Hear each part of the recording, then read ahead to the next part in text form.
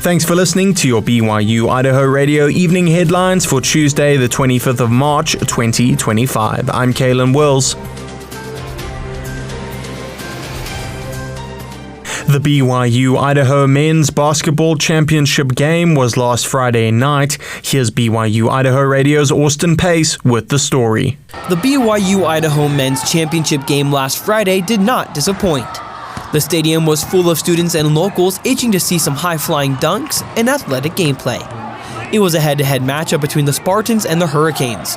The Spartans came out with a fire in their eyes and quickly racked up the points and forced costly turnovers for the Hurricanes, which may have had something to do with the Spartans having several players, including shooting guard Carson Weir, who have played in a championship game before. I think we just had the calmer demeanor. We'd all been there before. We knew what to expect. We knew kind of the theatrics before the game, and we knew that the nerves were going to be there for people that haven't been there before, and I think we were able to kind of take advantage of that in the first half especially. The game slowed down for the Spartans as they struggled shooting and the Hurricanes' defense picked up. They maintained a 10-point lead throughout the game until the beginning of the fourth quarter when the Hurricanes took the lead for the first time all game. Spartans head coach Michaela Pincock was put in a difficult situation, having only one final timeout for the rest of the game. There's a time where in the fourth quarter, it was about a minute in, and that's just when the Hurricanes kind of went on a hot streak. And I have one timeout left with 8 minutes left to go. It's I should really use a timeout right now, but I have one for the rest of the game, and anything can happen at this point. The Hurricanes continued to get hot from the three-point line, but the Spartans would not go away just yet. The two teams traded baskets throughout the quarter as the Hurricanes maintained their 1-point lead down to the last minute of the game. The Hurricanes had the ball with the shot clock and game clock separated by only 4 seconds. The Hurricanes drove to the basket and committed a charging foul, resulting in a turnover, giving the Spartans the last shot of the game. With 10 seconds left in the game, the Spartans drove to the basket and the Hurricanes came up with what seemed to be the game-saving block. But a jump ball was called, giving the Spartans one last shot with 2.7 seconds left in the game. Spartan shooting guard Chandler Pincock was given the ball, and the rest is history. I thought I was going to airball. I won't lie. I didn't think I was going to be that open. We had run that play before, and it had been something we didn't use a lot. And I just remember coming out of the screen, Carson passed me the ball, and I was like, I'm wide open. This is not good. No one makes the wide open game winner.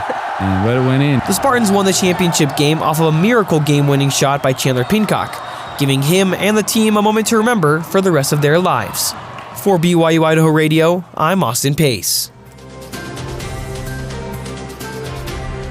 The Book of Mormon teaches that when ye are in the service of your fellow beings, ye are only in the service of your God. In an effort to do just that, the Church of Jesus Christ of Latter-day Saints spent much of 2024 serving those in need. According to the church newsroom, throughout the year, the church worked with CARE International, Catholic Relief Services, Save the Children, the Hunger Project, Vitamin Angels, and several other organizations to help people throughout the world. Some of the projects included providing wheelchairs and crutches to children in Sierra Leone, gathering food and water for people in the Philippines, and in Jamaica, the church donated equipment to high schools to help students learn technical and vocational skills. In total, the church spent $1.45 billion in these efforts, with members volunteering 6.6 million hours over close to 4,000 projects in 192 countries. For more about the church's efforts, visit caringsummary.churchofjesuschrist.org.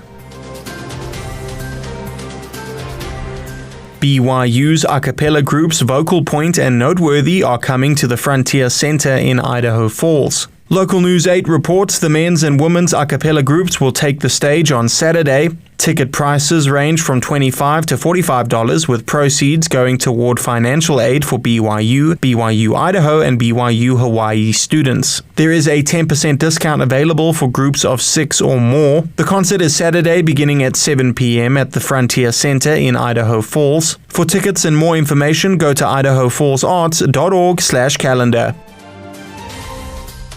These have been your BYU-Idaho Radio Evening Headlines for Tuesday, the 25th of March, 2025. Thanks for tuning in. More news, interviews, and great content are available on our podcast feed. Search for BYU-Idaho Radio on your favorite podcast apps. We're on YouTube, Spotify, Apple Music, and more. You can also ask your smart speakers to play KBYI 94.3 FM. Have a great day. Thanks for listening to BYU-Idaho Radio.